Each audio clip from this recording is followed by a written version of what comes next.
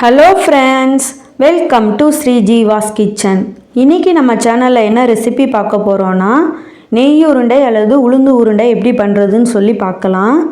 3 பொருள் வச்சு நம்ம ரொம்ப ஈஸியாக பண்ணிடலாம் இந்த ரெசிப்பியை. வாங்க எப்படி பண்ணுறதுன்னு சொல்லி பார்க்கலாம்.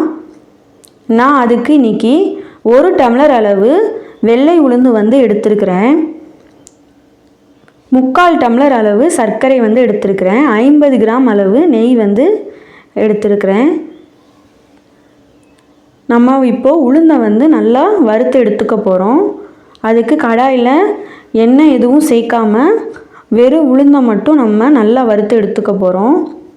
உளுந்து நமக்கு கலர் நல்லா சேஞ்ச் ஆகி இந்த மாதிரி கோல்டன் ப்ரௌன் கலரில் வரணும்.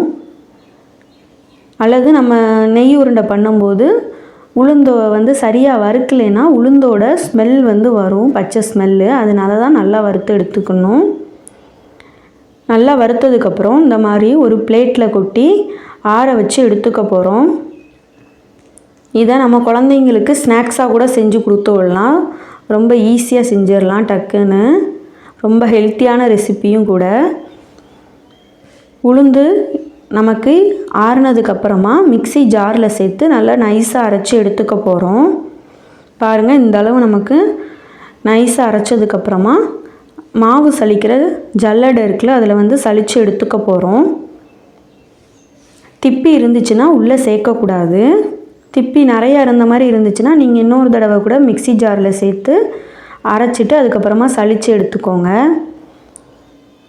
3/4 டம்ளர் அளவு சர்க்கரை வச்சுருந்தோம்ல, அதையும் இப்போ நம்ம ஜாரில் சேர்த்து பொடி பண்ணி எடுத்துக்க போகிறோம். பாருங்கள், நல்லா நைஸாக பொடி பண்ணியாச்சு. இப்போது இதையும் நம்ம உளுந்து மாவு கூட இந்த சர்க்கரை பொடியவும் கலந்துடலாம். நெய்யை ஹீட் பண்ணி எடுத்துக்க போகிறோம். நெய் நமக்கு உருகுனா போதும், உருகி ஹீட்டானால் போதும், கொதிக்கக்கூடாது எப்போதுமே நெய். பாருங்கள், இப்போ நல்லா ஹீட் ஆயிடுச்சு.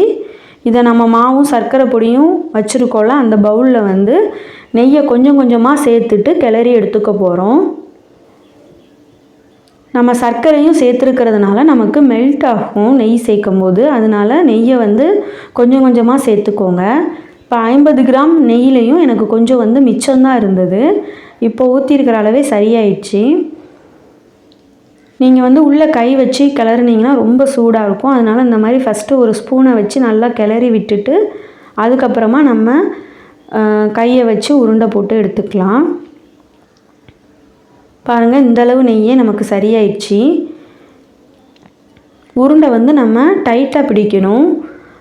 கொஞ்சம் நம்ம லூஸாக பிடிச்சி வச்சோன்னா அந்த உருண்டை உதிரும். அதனால் நல்லா டைட்டாக பிடிச்சி எடுத்துக்கோங்க. பாங்க, சூப்பராக ரெடி ஆயிடுச்சு.